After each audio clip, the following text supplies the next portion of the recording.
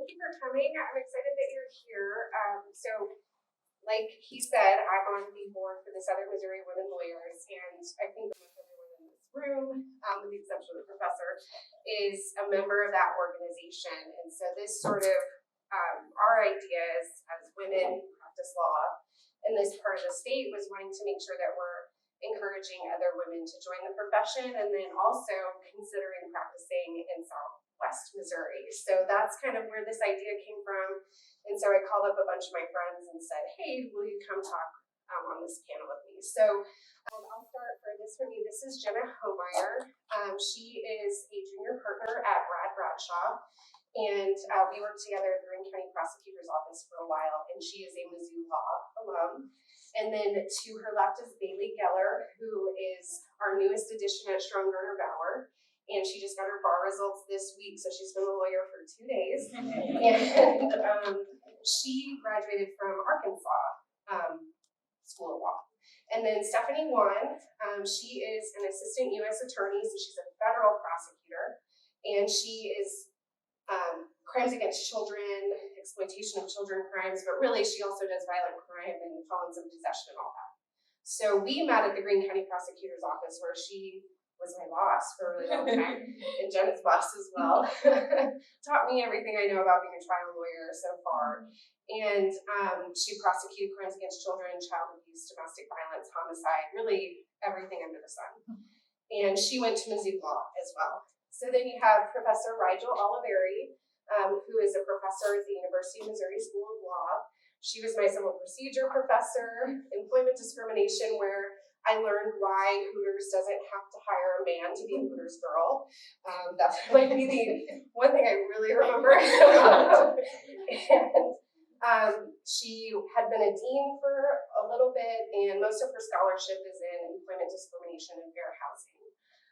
And she went to Stanford Law, so she's very fancy. And then to her left is the Honorable Margaret Holden Palmietto.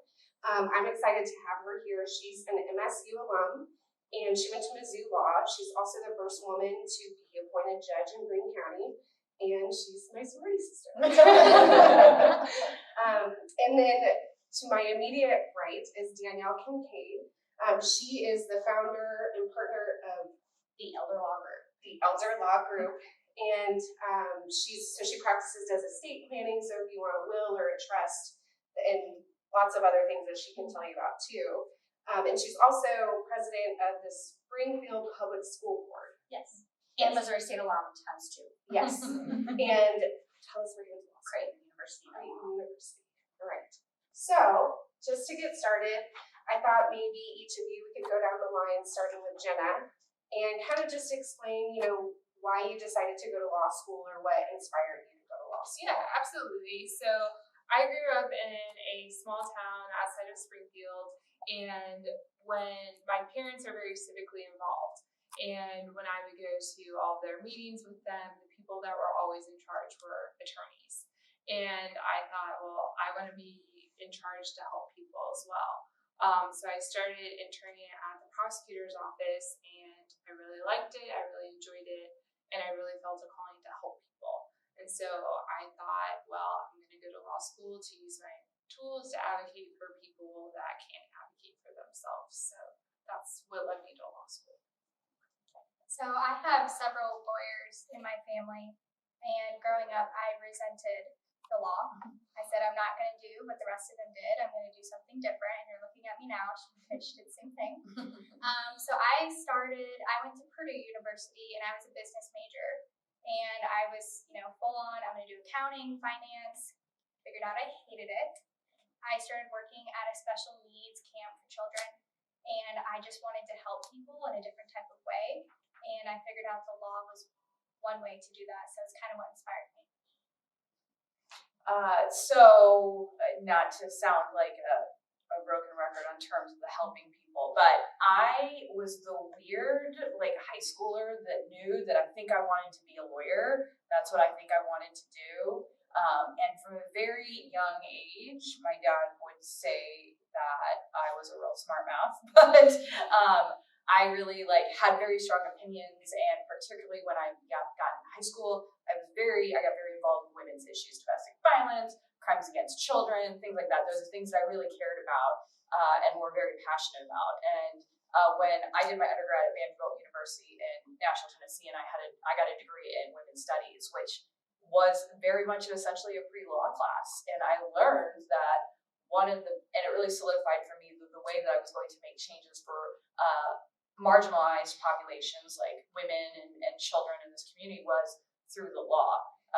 That's how it was. While there was a lot of more sexy stuff that happened, but a lot of the suffrage movement, a lot of the laws that get passed or things that have advanced women's causes have been through politics, have been through law. And so that really solidified for me that I wanted to be a lawyer.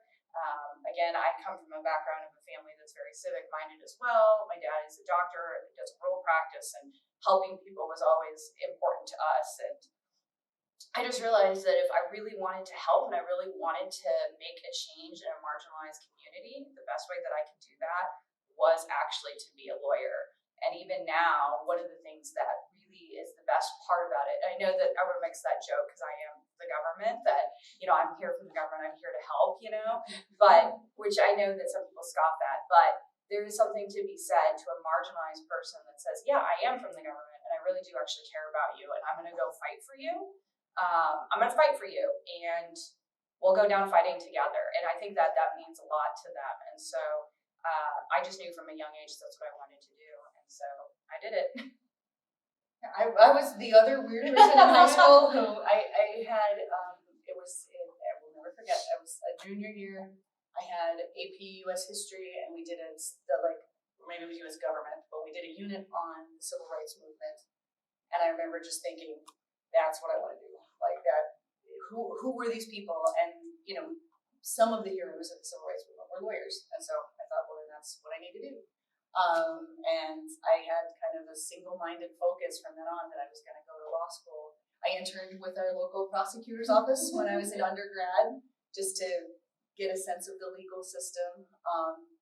And then actually after I graduated from law school, before I went into teaching, I too worked for the government. I worked for the Justice Department in the Civil Rights Division. And I can also echo, it actually felt really good to be able to say, I'm from the government, but I'm also here to help these groups of people who, often are the ones that are feeling ignored and oppressed. So it was a fantastic experience. I got to do what I had set out to do. But then I also decided I wanted to teach those things as well. So that's how I ended up back in law school, really, because I found law school to be really an interesting and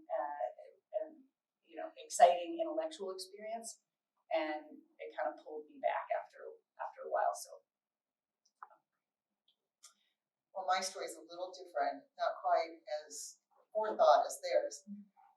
From the time I was a little kid, I just wanted to be an artist. That's all I was going to do.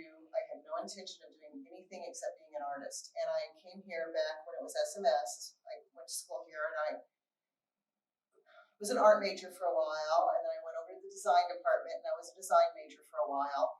And I started kind of realizing that I probably wasn't going to be able to do what I maybe wanted to do as far as a career,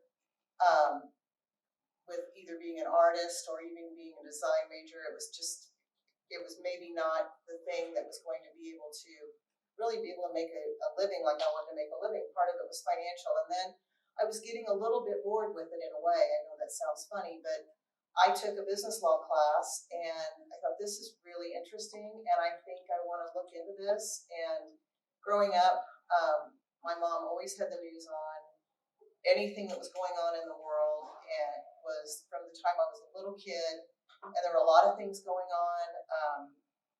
Give my age away a little bit, but a little kid with the news on all the time during the 70s and 80s, there were just a lot of things going on. And even the late 60s, I was a little kid in the 60s, and I always felt very passionate about what's going on in the world and kind of what in the world of politics and how we can affect our world. And so it just all came together, and I'm like, this is something I think I want to look into, and I did, and changed my major and met Dr. Barti, who was she's somebody that we're having a dinner for tonight that reinforced that and helped me guide me on my way to that path. And so that's how that happened for me. Very unusual. I grew up in Kansas City, and always knew I wanted to be a lawyer or a teacher. And it was a good thing to not become a teacher, because walking into a classroom full of little fourth graders that won't pay attention is very stressful to me. But in high school I did debate, and again, always knew that I wanted to go into law. The law to me is just fascinating. It certainly is a foundation of our country. I look at other countries who do not have such a strong legal system, and in some of those countries it is chaotic because of that lack of judicial system. I also took a business law course. I also have an SMS degree, if you can believe it, yes, but I took a business, I do, yep. But I took a business law course, and that was really where my mindset was. And then now I do estate planning and elder law, and part of that is just a history with my grandma, her going to the nursing home and realizing some of the stresses that the family incurred because of that. And ultimately, people, when they come to see an attorney, it's usually not the best day of their life. And I think we all feel like when we are meeting with our clients, it's an opportunity to help them and guide them through something that they have probably never been through and will never be through again in their life. Thank you. So, kind of on the topic of talking about why you decided to go to law school, I wanted to be able to give all of you some advice on what you could be doing in undergrad to kind of help you get there. So, starting with Jenna, do you maybe share with us what class you took in undergrad that you felt was most helpful once you got to law school? Yeah, so I was a philosophy and religions major at Truman University. So I think my philosophy classes were the ones that helped me the best, because it taught me how to think and score well on the LSAT. But besides classes, one thing I would really like to talk about is, take advantage of the free things now at your university, whether that be the rec center or mental health services, because one of the best things that I did in law school was already have like a routine of taking care of yourself, because things are only going to get more stressful. And so if you have a good foundation of eating healthy and taking care of yourself, you'll be a great attorney, but you'll do well in law school. So it's easier to do that now when you're younger instead of when you're older. So that's one thing that I would say that's not academically related, but make sure that you're taking care of yourself and learning how to take care of yourself now, while you do have all these free resources at your university. So like I said, I was a business major, so most of my courses weren't really geared towards the law. I did have a business law course, and I think it was helpful because the professor was an attorney. And so I got to talk to somebody outside of my family who was an attorney and get different perspectives. I would say for me the most useful, it was an internship I did. Basically, I ran my own painting business. And that was the first time that I really saw the law outside of a textbook.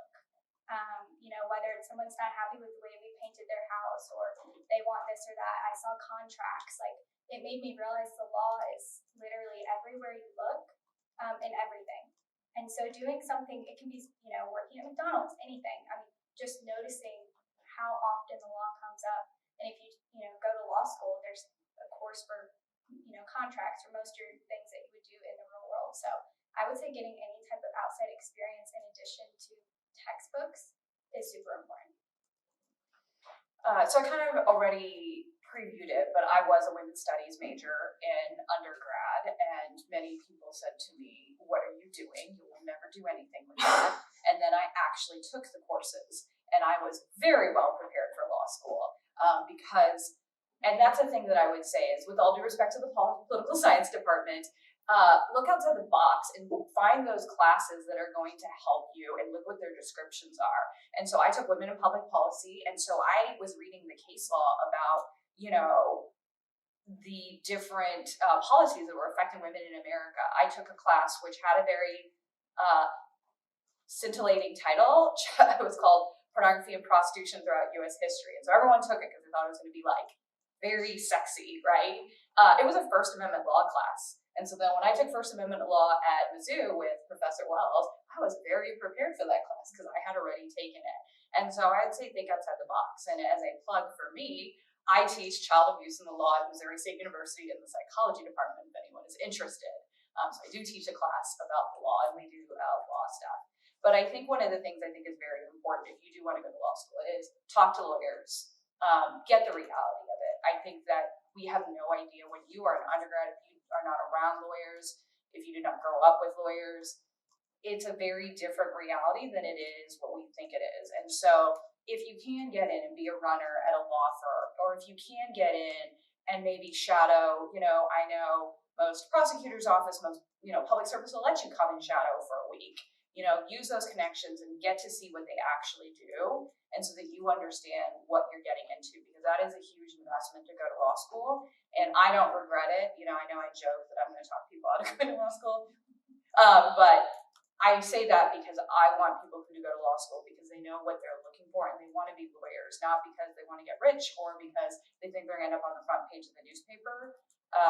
Because if you do know what you're getting into, you will love it. I love being a lawyer. I can't see myself doing anything else, but I knew what I was getting into.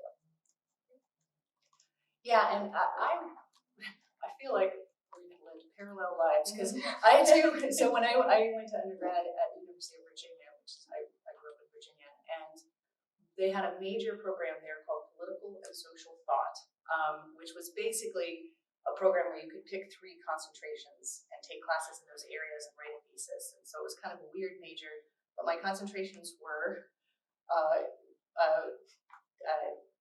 women's studies, pre-law, and rhetoric. So I combined all of those, and I wrote a thesis about sort of the rhetoric that is used in rape trials and the law. And it was super fascinating, and all of it was I think a good preparation for law school. But the other thing that I think helped me a lot was I interned with the prosecutor's office, for free, just did it, in my extra time, got to see all of that. Before I went to law school, I actually took 2 years off in between, in large part because I grew up in Charlottesville, which is where UVA is, which is where I went to college, and I thought I should see the world a little, I should see some more law stuff before I actually do it. So I became a paralegal in antitrust, which wasn't something I was interested in, but I just wanted to see what happened. I did some volunteering at the National Women's Law Center to kind of get a sense for the public interest law. I was just trying to soak up as much of that as I could, and all of those I thought were very helpful preparations for going to law school.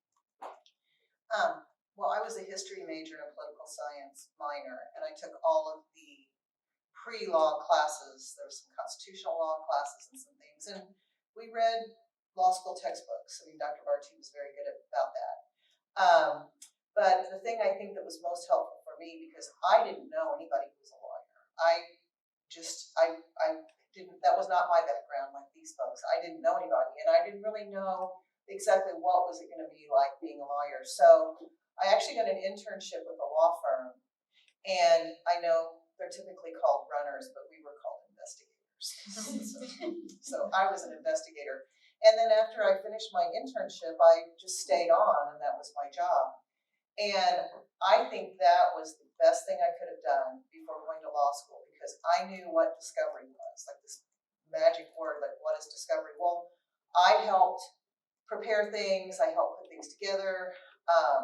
I would serve subpoenas sometimes, I would interview witnesses, I might even, take summarized depositions from occasionally. I went to Detroit, there was a big Ford case going on, and I actually dug through files with the paralegals for a week or 2, which made me decide I really wanted to go to law school, and I didn't want to be the one digging through the files because it was very monotonous, but it gave you an idea of a lot of different sides of what was going on. And the firm did a very large variety of cases, so I was able to see a lot of different areas of law and what people were doing. Probably the only thing they didn't do was criminal, which I ended up doing a fair amount of criminal.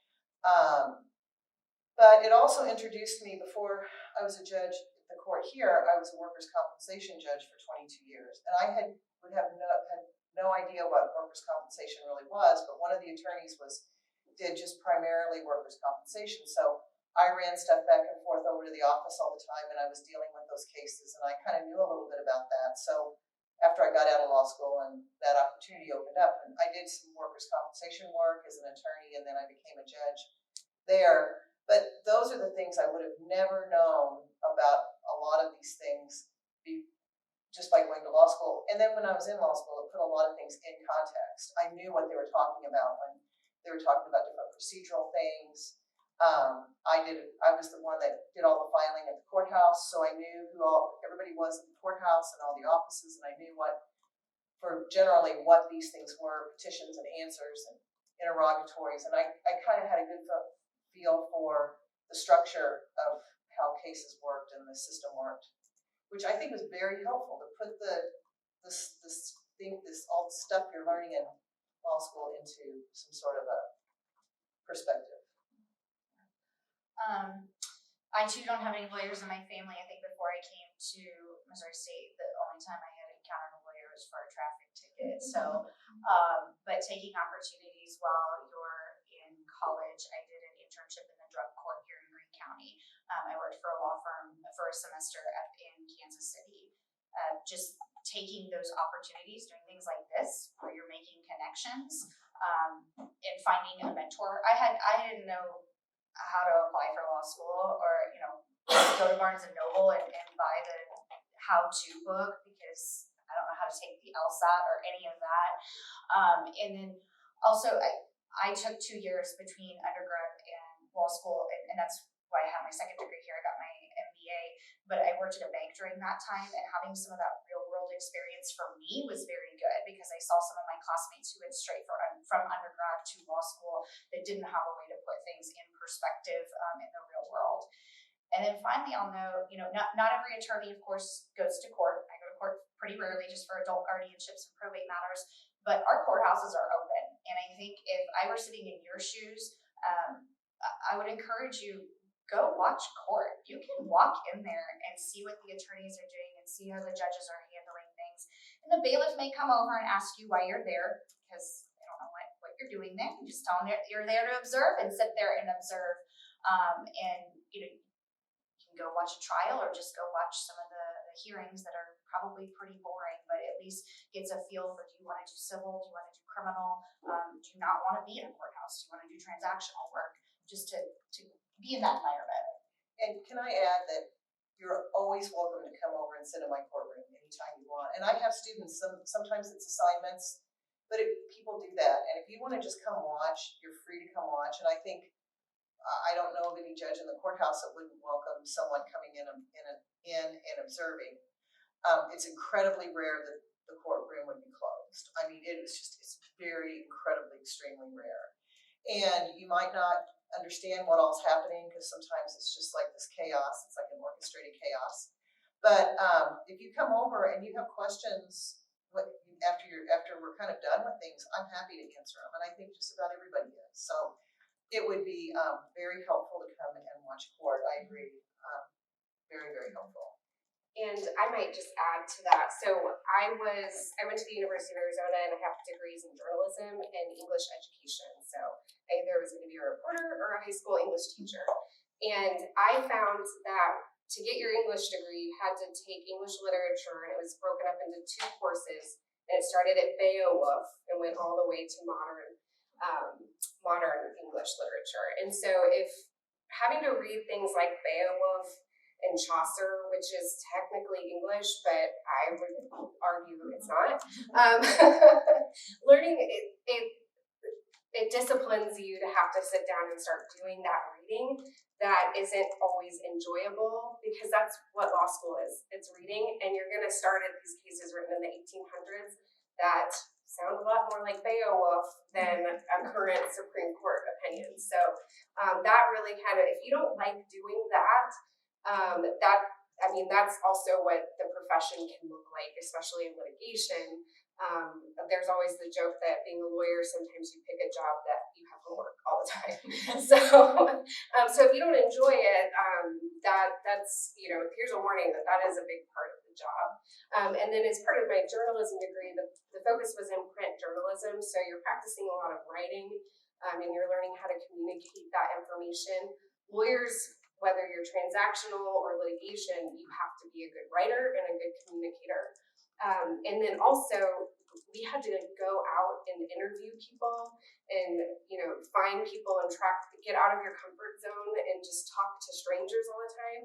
And that is such a big part of what I do now, what I did as a prosecutor. It was just, I have to have an answer, and it's probably not going to be on Google. I actually have to go to this person's house and ask them. So that's something that I got really comfortable doing at 18, 19 when I was having to do my journalism assignments. So just, if you have a school paper, that kind of stuff could be very helpful. So that kind of segues to my next question, which is talk a little bit about your current practice or your current work and how you got there and how you decided to get there. And I'll kind of preface that by often in the legal world, you either go into litigation or transactional, or they have JD preferred careers, or you can go into academia like Professor Oliveri, or you can make it onto the bench like Judge Palmietto. And so transactional is going to be like those mergers, acquisitions, contracts, estate planning. I always joke that it's pre-litigation because oftentimes if things Let's don't hope go, not. let's hope Yeah. not with Danielle, though, never. But when things go wrong with your transactions, you might file a lawsuit, and then you're getting lawyers involved. And then breaking it down in litigation, you'll have plaintiffs' lawyers like Jenna and what Bailey and I do. Unfortunately, I guess I'm not friends with defense lawyers. The more you think about it, that's not true. And then you also have defense lawyers, and then you can be civil practice or criminal practice. So Jenna, go ahead and start. So I started at the Greene County Prosecutor's Office. Stephanie hired me. But I knew going back to, I had interned at the local prosecutor's office for all through high school and college. And that's what I thought I wanted to do because that's what I had been exposed to. And then I was a prosecutor for 4 years. I loved helping people. I loved the office, but I hadn't gotten a chance to explore what other things the law offered. And so I wanted to kind of see what else was out there. I loved my job, but what if I loved something more? So through connections, I met Dr. Bradshaw, and I really liked him, and I still felt like it was in the same vein of helping people. So instead of saying, here is a conviction, here is a check for what you suffered here. So it's a little more tangible.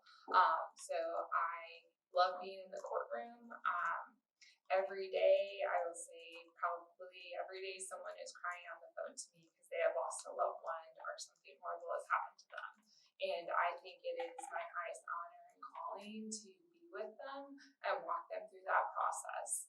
I'm there through every step of the way, and I think an attorney isn't a job, it's a profession. And you're going to be helping people. And I think someone else mentioned it, when they're going through something awful, and you have to take that seriously and really be there for them. So I do what's called plaintiff's work, litigation, and that's just a very short way of how I got to where I am now. So like Amanda said, I've only been kind of a lawyer for like 2 days. So I will focus more on how I got to where I am and what kind of law I wanted to do. During law school, I was very fortunate to get internships nearly every semester at some of the more prestigious law firms. I was super blessed with that. I made it a big deal to try to work for different types of firms. So the first firm I worked for is actually Stronger and Bauer, where I'm currently employed. But they're a plaintiff's firm, so they help people who get injured, that type of thing. And I really liked it. Like, I loved it. And I was like, do I just love it because it's the first thing I've been exposed to? So the next firm I went to is Arkansas's largest law firm. And they're a defense firm. So complete opposite of what I just went to. I liked it okay. I didn't like the work quite as much, but I was like, maybe it's just the people here, or maybe because it's such a large law firm, maybe I didn't like that. So then I went to another defense firm, and I loved it. But the reason why I loved it wasn't because the work itself. I just liked the environment. And so that was something I had to really consider. And so I also worked for Walmart. And that's an option for someone who doesn't want to, necessarily be in court all the time. So I tried that out, and as a personal thing, I did not like it. And so at the end of the day, when I was in my second year of law school, I had several job offers for after law school. And I really had to sit and think, am I choosing a firm based off of, the prestige? Am I choosing it based off what I'm going to want to do? What type of law? And because I was exposed to so many different types of law, it made the choice easy for me.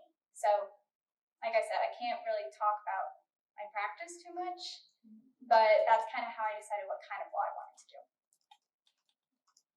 So in addition to wanting to be a lawyer and wanting to help particularly marginalized communities and marginalized demographics, so my dad is a surgeon, and if you know surgeons, they think a kind of way about themselves. And so whenever I grew up and I was like, I want to be a lawyer, and he had to accept that I was not going to be a doctor like he was, he would be like, well, you need to be a trial lawyer because trial lawyers are the surgeons of the legal community, with all of his legal experience, right? And also like when I was young, and I know it sounds silly, but I watched a lot of Law and Order, and I wanted to be nothing more than the people in the courtroom, right? The people in the courtroom making the arguments, advocating for whoever they represent, whether it's their clients or the state. Like I wanted to get in there and I wanted to do that. I wanted to make these impassioned arguments. And so I knew I wanted to be a trial attorney. I unfortunately graduated law school during the Great Recession though. And so prosecutors' offices were not hiring. You just had to wait your turn basically. I'm from St. Louis. I thought I was going to move back to St. Louis.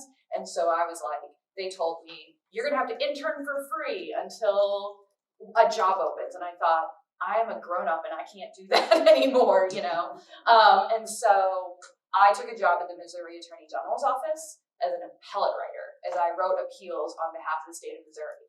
And while it was so great because I learned so much about writing, I hated every minute of it. I hated being strapped to my desk and writing and researching. I loved winning them. I hated writing. And so and this is just a story about the power of connection too. I met the supervisor of the persons, the Greene County Prosecutor's Office through an appeal, who then several, months later called me and says, I have a job opening in my unit. I'd like you to come apply. And so I went and applied, and I got that job, and I got to do domestic violence from the get-go, which was at that time pretty unheard of in our office. You usually started in the traffic unit. And so then I just got to do that. I got to do domestic violence, kid cases, child homicides. I developed a niche. I really felt I cared a lot about those cases. I cared a lot about trauma, interrupting trauma for children, all of that kind of stuff. And it was great. And I loved doing trials. I loved mentoring some of the people that are sitting at this table and taking them on their first trials. That was great to me. But when you live in a community like this, you often work closely. The state prosecutors work with federal prosecutors. And again, I lucked out and had the opportunity to work with the U.S. Attorney's Office in some cases. And so when a job opening opened up, they said, we'd like you to come apply at our office, which I was very blessed to get to do. So I interviewed there, and then they said, we need someone with your particular skills. We need someone who wants to do child exploitation cases. And that was a really tough choice for me because I loved working for the Greene County Prosecutor's Office. I loved mentoring. I loved talking to victims, but I also realized that I was going to get an opportunity to make a wider impact beyond Greene County. And so I take down, I will prosecute people in other parts of the state who are victimizing people in our community. I don't personally do it. I have a couple of cases, but we take down large drug conspiracies. So these are people who are, transporting and trafficking in hundreds of pounds of methamphetamine and fentanyl into our community. And so it really gave me an opportunity to still get to do some of that trial work, but do something different, learn about federal rules of evidence, learn about how federal courts work, and still get to make a wider impact. I don't go to court as much as I used to. It's not quite as chaotic. I miss sometimes it's the chaos, but I love it. And it is true. Like we will, and it's hard to talk about it in the child protection vein, but like, for example, we will take down a meth dealer and reduce the amount of meth going through our community in one fell swoop, which was sometimes difficult to do at the state prosecutor's office. Not because they aren't good, but it's because they're dealing with every single crime that happens in this community. And so that was something that was really important to me. And now I get to go to court still, and I get to still do what I love to do, and it's really great. But it just is you just never know the power of networking either, or who you're going to make contact with. Yeah, so I'm trying to, like I said, I did a lot of different kinds of legal experiences, just again, trying to get a sense for what they were about. I thought I wanted to be a civil rights lawyer, but I also knew nothing of the law, and so I tried out lots of different things. I was a paralegal for the antitrust division at the Department of Justice. I worked at the National Women's Law Center as a volunteer, as an intern, but doing sort of policy lobbying and stuff like that, public interest work. When I was in law school, I did a summer at the U.S. Attorney's Office in the Central District of California in the criminal section, just because it sounded really fun, and it really was. But I also, at the end of it, thought, but I don't think that's what I want to do. And so then the next summer I did, in your law school summers, you get to work and try stuff out, and you should do that, of course. I did a big law firm, because I thought, well, everyone's seeming to do this now, and maybe that's what I should do. And it was not for me. And it was for some, but I didn't find it very interesting. And when I graduated from law school, I was a law clerk for a judge on the U.S. Court of Appeals. I loved it, but typically the way those judges work with their clerks is you only work for them for a year. So I got to do it for a year, and I loved it. And if I could have done that, I would have probably kept doing it, but you get booted out, so no one can come in. But that gave me a little time to think about, to start applying for my real job. And I had a lot of different, things out there. I cast a lot of lines, and I happened to get the job that I originally wanted all the way back in 11th grade, which was being a civil rights lawyer at the Department of Justice, which I hadn't known in 11th grade was where I would end up. But and so I was a litigator, I was a trial attorney, went around the country. Most of what I did was not actually in trials, most of it was pre-trial stuff. It was exciting and fun, but I think I had learned from my time as a law clerk that I also really liked thinking about the law and writing. And that and then, like I said, I enjoyed law school so much that I wanted to return to academia. So that's how I wound up where I am now. Well, like I said, I was an investigator for the biggest law firm in town at the time when I was in college. So I got to kind of see some different things there. When I went to law school, I interned at the prosecutor's office. I went to Mizzou. Up in Columbia, I interned at the prosecutor's office, and this is really kind of cool. Well, I didn't think I really wanted to have anything to do with criminal law until I did that. And I also interned in the summer with the Attorney General's office here, and we did a variety of things. At the time, timeshares were really taking off in Branson. We did some undercover timeshare stuff. I mean, it was kind of fun. Some of the things we get to do. Then there was a mental health department, and I did some work with them. And then when I also interned at the Attorney General's office in Jeff City when I was in school. I was in the mental health department, and I was like, I don't know that I could do this, because I would review files that were very, very old, and people had been in the system for a long time, and I would review them to see if there was changes of circumstances. And I was like, oh, I don't think I could do this, because this is very, very heavy. But so I got out of school. I went to work for a law firm. I thought, oh, I want to do personal injury work, or I want to do some business work. My dad was a realtor, so I've always kind of been really interested in real estate law and some of this. And then I go to work at the law firm with an attorney who did some personal injury work and did a lot of work comp, and he was brilliant. He went to Yale. He had an English degree from Yale. We did some trials.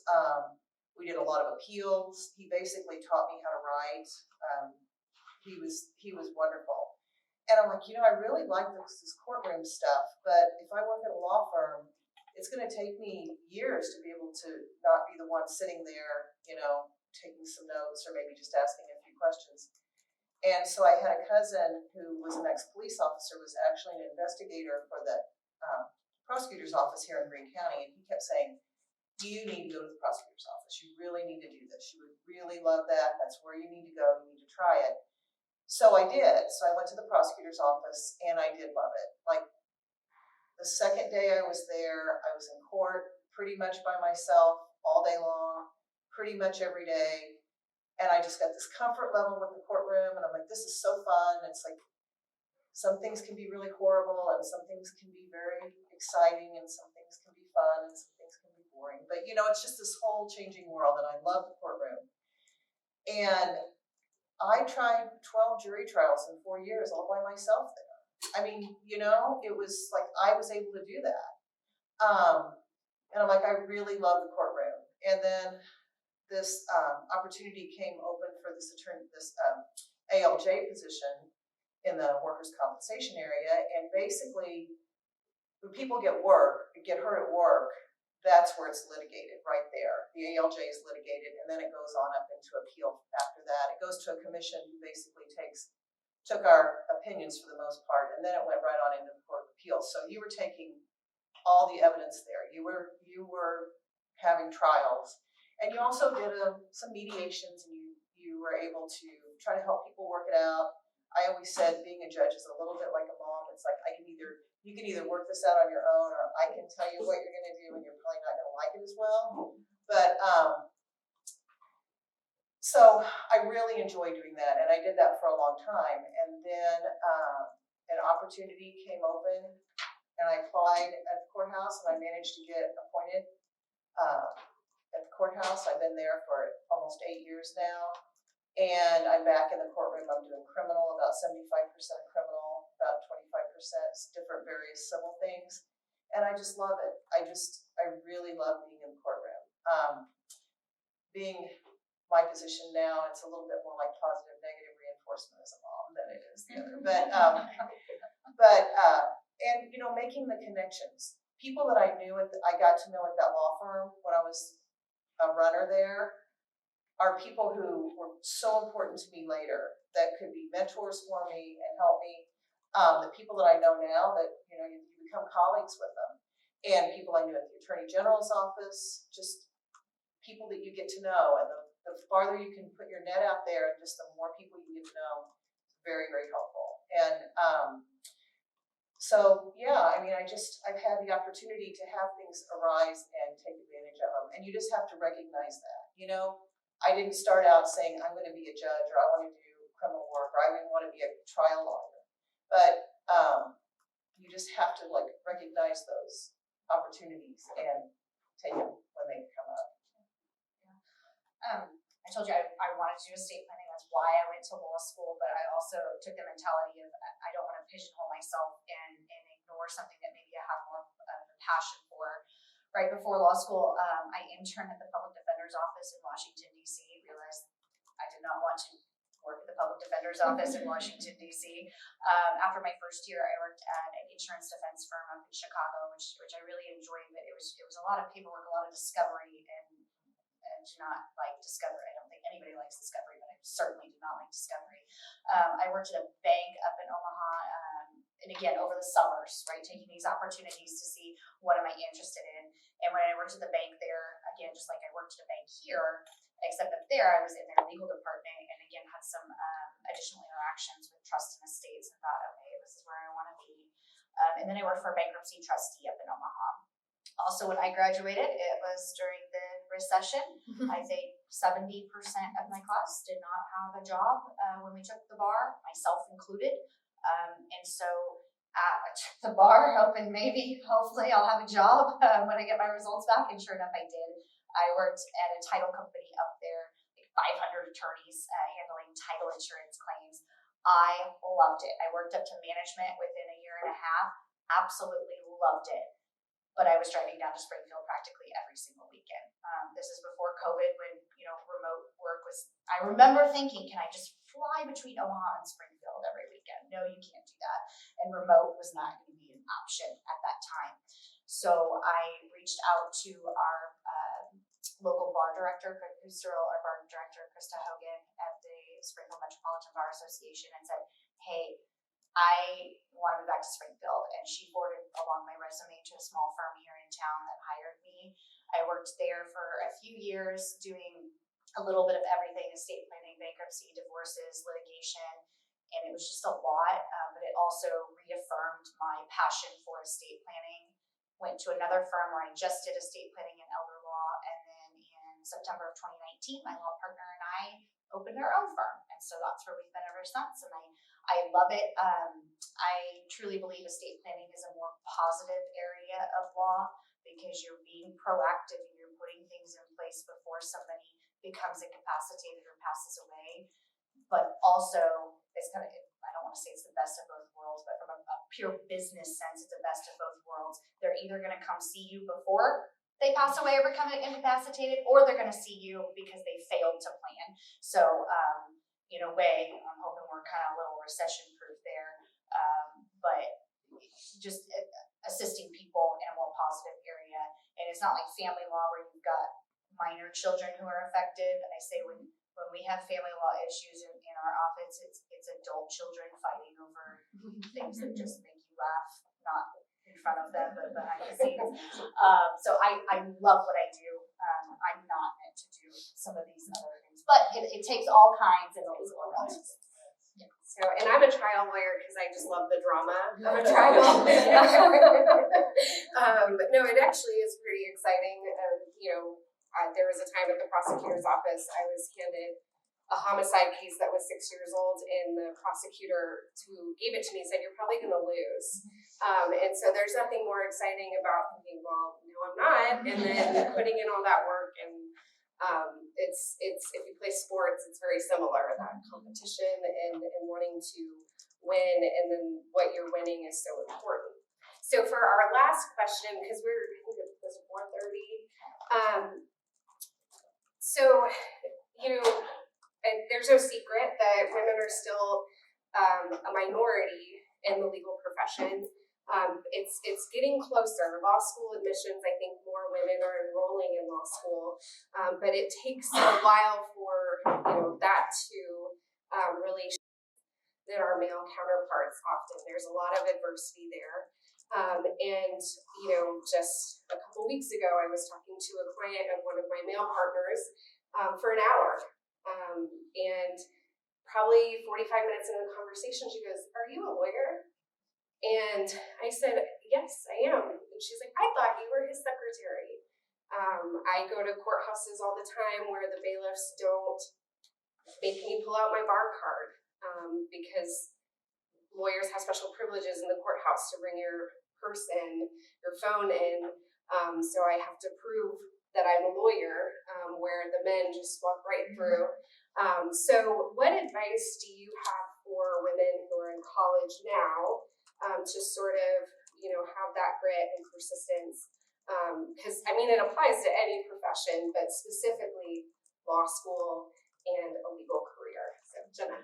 And I'll make this really brief so everyone can talk about this, but learning how to speak up and be assertive for yourself, it took me a long time to learn that you're not being polite when you're letting someone walk over you, and how to make sure that you can advocate for yourself in an effective way. And I think as a woman, you're programmed to be polite and try to reprogram yourself.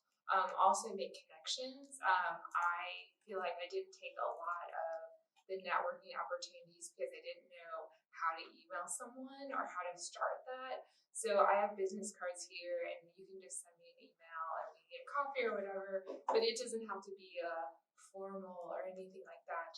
You can just shoot me anything. It doesn't have to be a complete sentence or no pressure, but to get more people to reach out and network, because the women that you meet, especially Stephanie, Amanda, we have been great allies, and I think the more women you meet in the profession, the better off you'll be.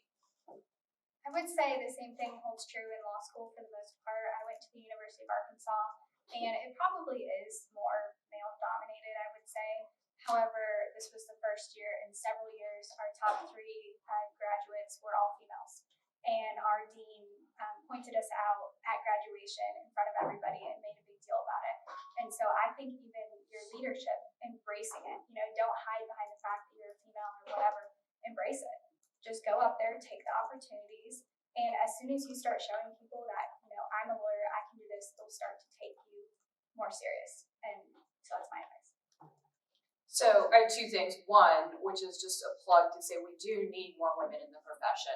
The ABA recently put out a study called Walking Out the Door, which talked about how even though women are entering law school and graduating law school at higher rates than men, they are leaving the legal profession at higher rates than men. And so that is part of the reason why we have an inconsistency. And then when you talk about women of color, that becomes an even bigger issue.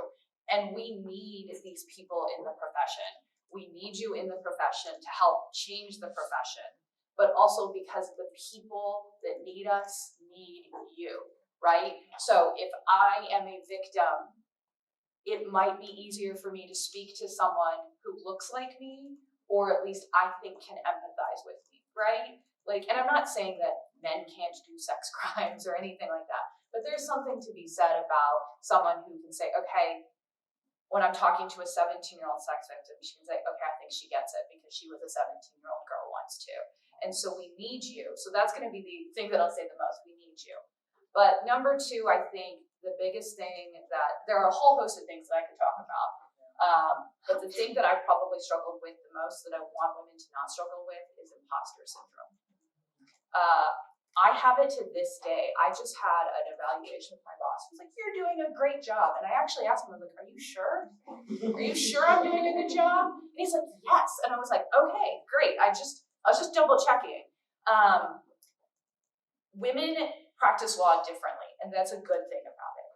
But I want you to go out and take the same chances that anyone else would. Statistically, like they say, like if there's a job description that's like 20 requirements long, men will like apply with like one requirement off the list. Women will be like, I need 80% of this stuff before I put my name on the list. So go out and take those chances. You're awesome. You can do it. I bet you work hard. I bet you're smart. I bet you're all the things that you need to go to. So go out there, do it. And when you do the work, and I know that we have to do it differently because we live and we're women, but take credit for it. And I know this is like probably a little stereotypical to quote Barbie, but my favorite thing in Barbie is when they handed her the award and she goes, thank you, I worked really hard and I deserve it. And I thought, yes, we need to all remember that mentality. I worked really hard and I deserve it. And so that's what I would say to women in the profession, of the a million things I could say, but that's one of the ones is don't let that imposter syndrome get you. Don't be afraid to go out there and know your worth and go out there and grab that brass ring.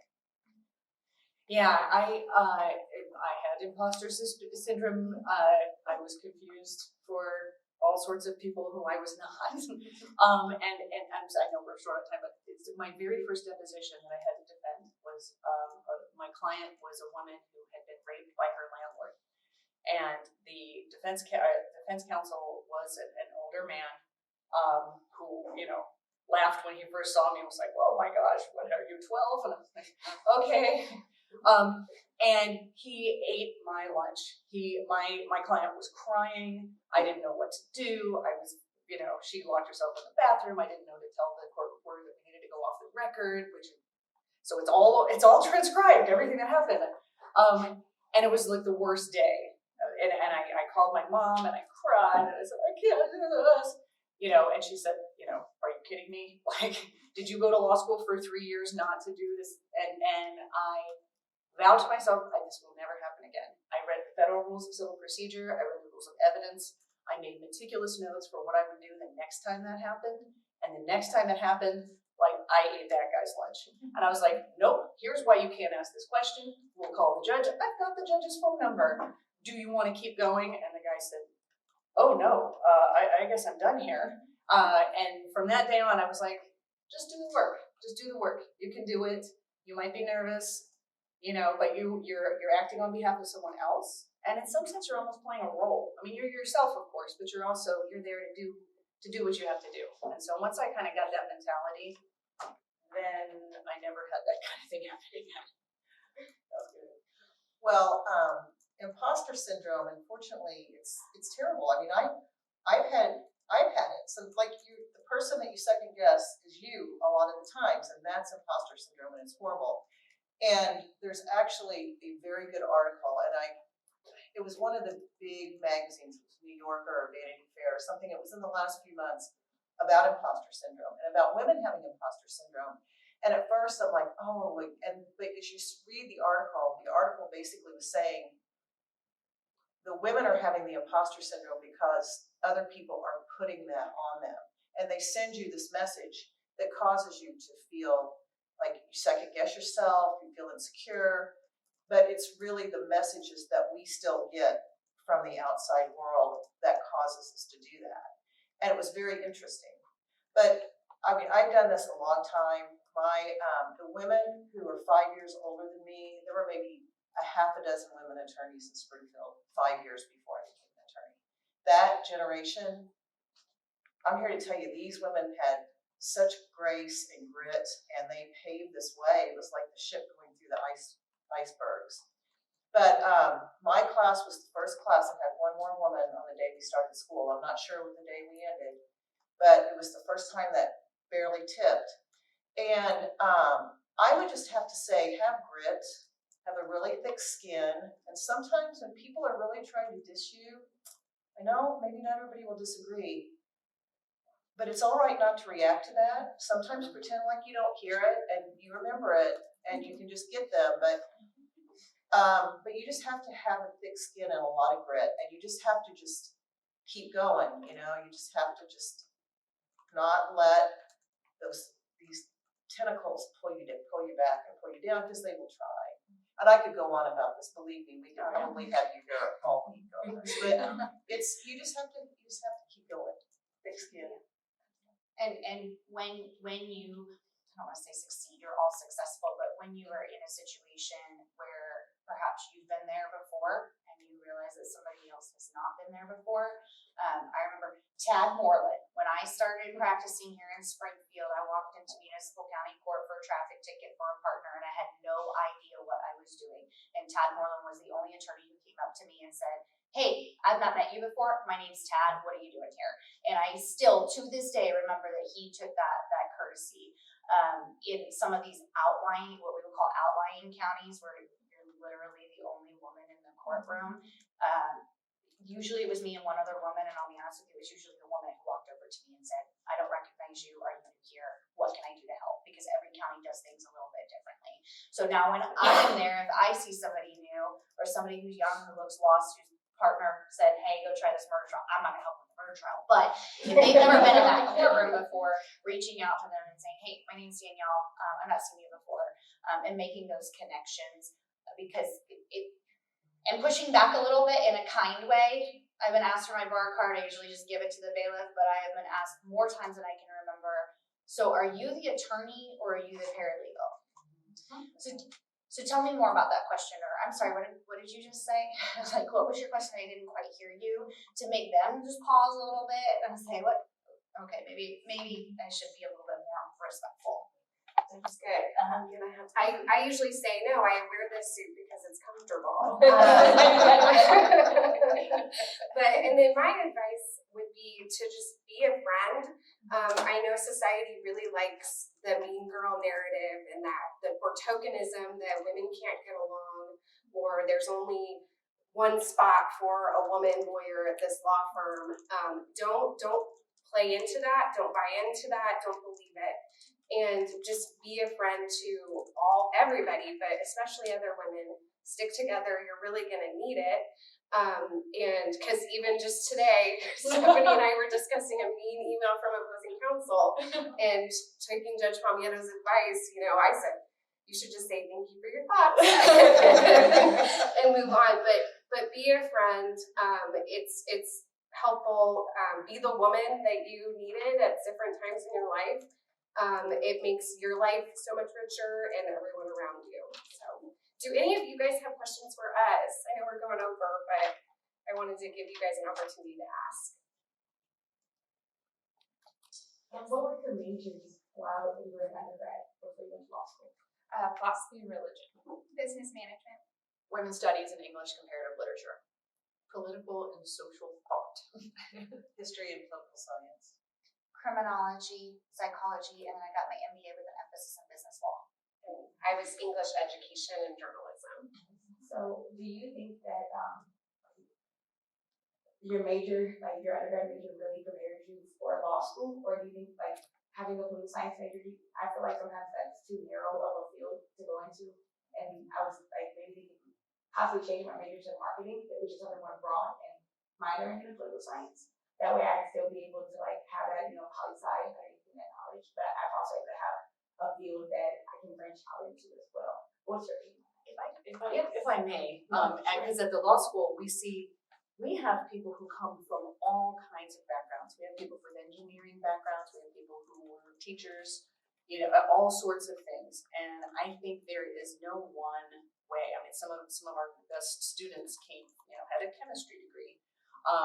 So, I mean, getting experience trying, shadowing in a law office or something like that, just so you kind of get an idea of what you're looking at is great. But what you actually study, I think you can prepare yourself for law school in a lot of different ways. And I think when you do something that you get a lot out of and can really, dig your teeth into, is a perfectly great way, no matter what that thing is.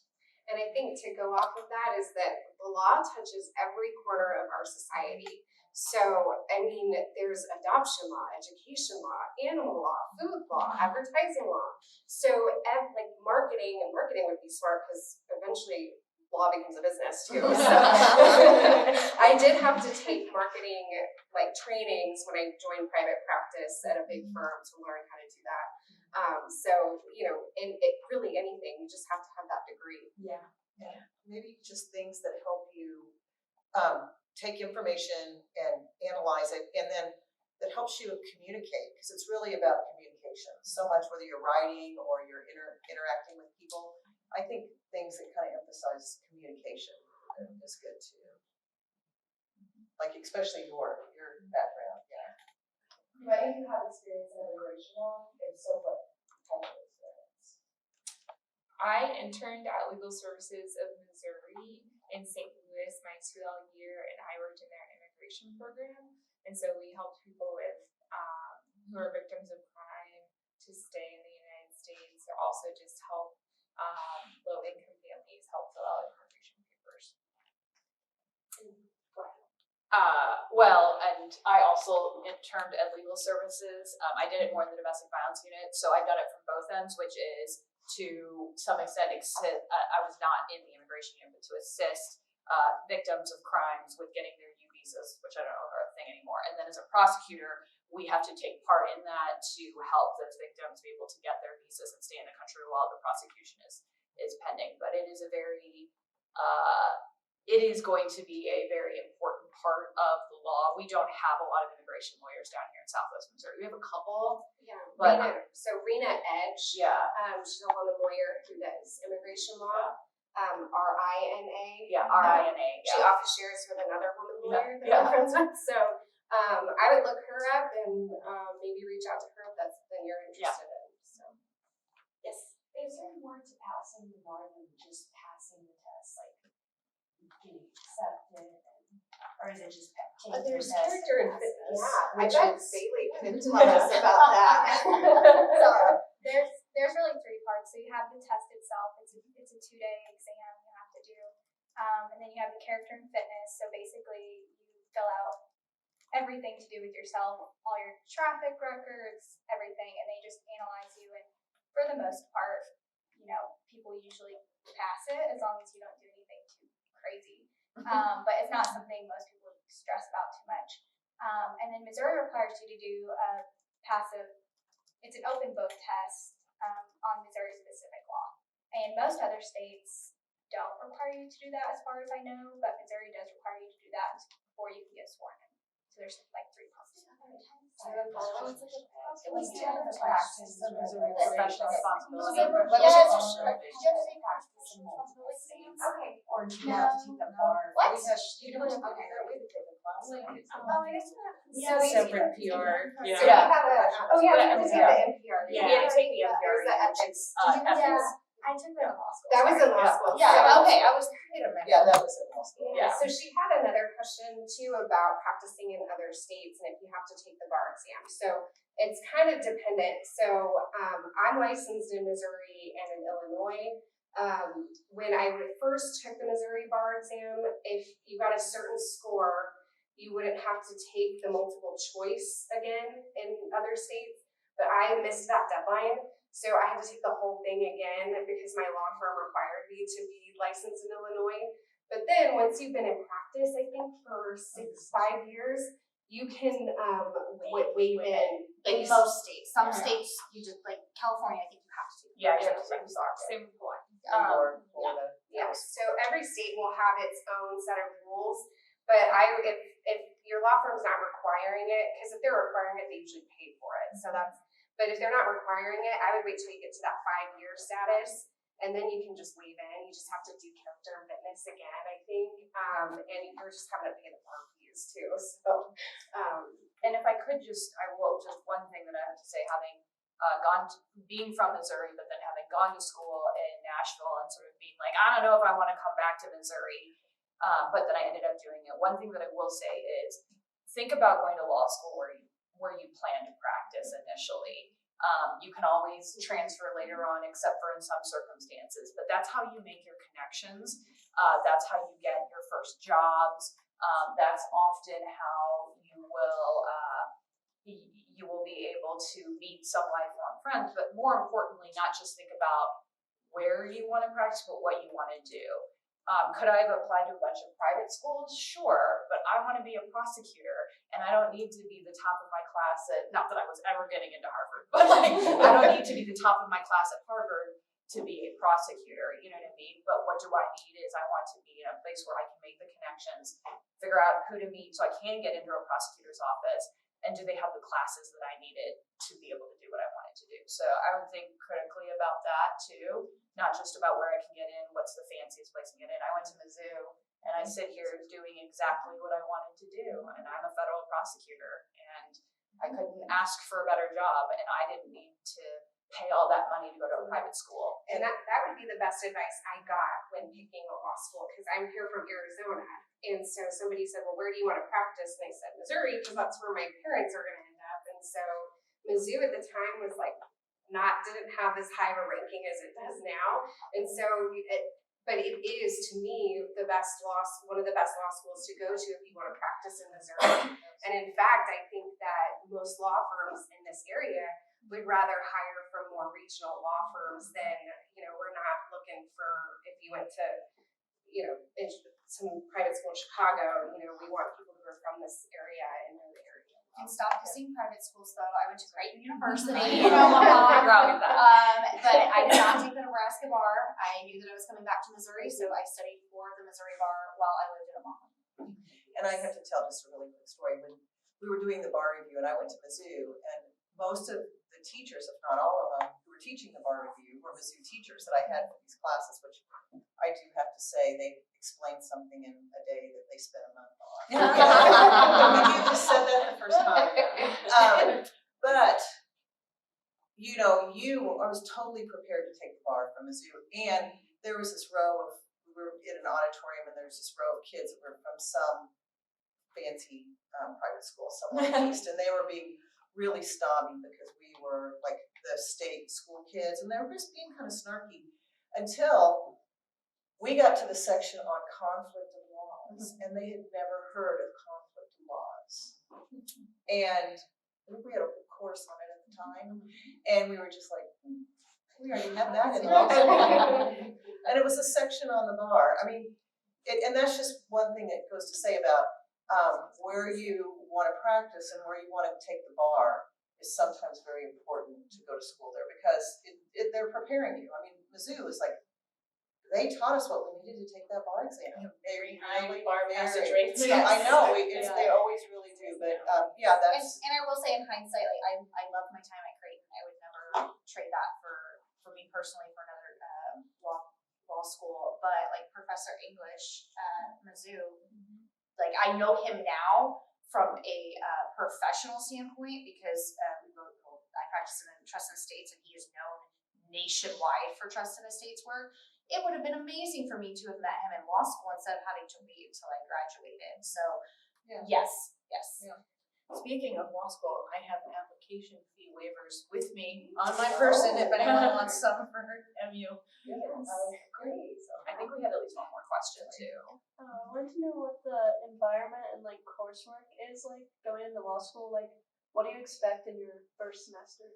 I'm gonna defer to the professor. I've now seen, I've been a 1L and I've seen 18 classes of 1Ls, and it is just a very stressful time, no matter how, I mean, I think MU is a very welcoming and supportive environment, and even so, it is stressful. There's the classes are hard, there's a lot of them, you're just doing a whole new thing that you're just not used to doing, which is learning in a different way, taking exams in a different way, and no one knows what's going on, and everyone's kind of but what invariably happens is once you get through that first year, there's kind of a, oh, now you know, and maybe it was hard, but at least you know what to expect.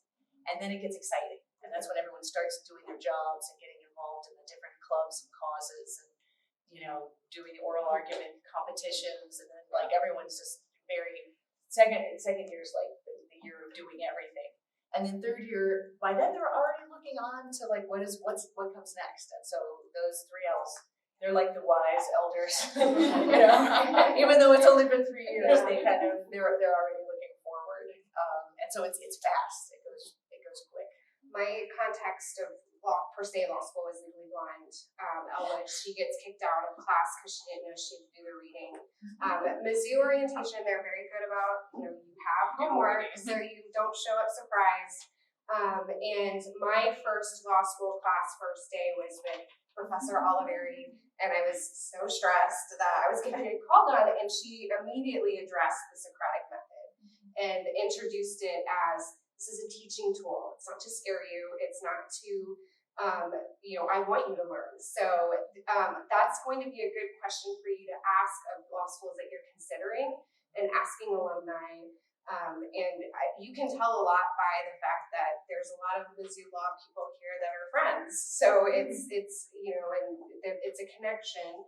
And so, but Mizzou's not the only law school like that. Arkansas is like that. We have a lot of Arkansas people. And they'll still be friends with you even if you don't know. Yes. Danielle can attest that Mizzou law grounds are very nice. Some are kind of mean though, but Mizzou the old ones. There's always a few in every bunch. So good. Yes. So this is kind of an off-topic question, but for somebody who's considering a career that I'm not sure if law school would be the right path, what would be your advice to like approaching that decision, whether to like take that step? I would do a visit. I think like law schools, what you can do is contact their admissions and maybe ask if you can go to a class. I think Mizzou does that. Oh yeah. Arkansas probably does that as well. And then you can kind of sit in a class and see what that's like. I'll comment a couple things. One is, all jokes aside, going to a private university, I have a lot more student loans than probably anybody sitting here. And so if I had to have done it again, I would have gone to a state school with the tuition being a lot less than what I paid at Creighton. Number two, like Stephanie commented, when we graduated, I said earlier, most of my class did not have a job when we graduated. Because of that, I have a lot of classmates who have their Juris Doctor but are not practicing attorneys. But having your JD opens so many doors. So you do not have to become an attorney, and there's probably a higher percentage of my class just because of when we graduated who did not take the bar, did not become an attorney. But it's opened so many doors just having that knowledge. We have a lot of joint degree programs, JD MBA, JD Public Policy, JD Health. Yeah, there's a lot of ones that kind of work together. We have lots of students who they don't want to practice as lawyers, but are getting a JD for other purposes. And I can give you my card and you can email me and maybe let me know what areas you're interested in. And within the Southern Missouri Women Lawyers, I can try to maybe pair you up with someone who does that, so you can maybe shadow along. And our local bar is so collaborative and kind. I get emails often from students saying, I'm thinking about doing this type of law, can I come in for a week or so? And I think we'll say a vast majority of attorneys in town would say absolutely yes, even if you just cold called them. I I agree with that. We have a very good group of attorneys here. And so, yeah, I practiced in St. Louis. I worked a little bit in Kansas City, and I clerked for 2 years in mid-Missouri, so I stayed in Columbia for 2 more years. And I am very happy here and find my career here reporting. And I want to do a little pitch for Springfield or a smaller community, and especially Springfield. We have a smaller pond here, which is good because, especially in different areas, like in the work comp area, the criminal area, the personal injury area, you are working with a fairly limited number of attorneys at one given time. So you're not going to just like really screw them over or do something, lie to them, or do something that you're really going to burn a bridge, because you're going to work with them again and again and again. Now, if you're in a really big city or you're at a really big firm, you may not ever have a case with that attorney again, or you may not have another one for 5 years. So that's a really great thing. It creates a really good community of colleagues and people that are working together. Not to say that people don't really disagree and advocate for their clients, and it gets very contentious sometimes, but it really kind of keeps people getting along. And that's a good thing about having this is like about a perfect sized community, because you're not dealing with the same person all the time, but this same person regularly. Yeah. Yeah. I mean, it was very common that, we'd be going public defenders all week in court, and then we'd all go to happy hour together because, it's important to be friends. And yeah, we don't have a lot of miserable attorneys around here. So, not too many. All right. Other questions? All right. Well, thank you for coming. And thank you to our panel.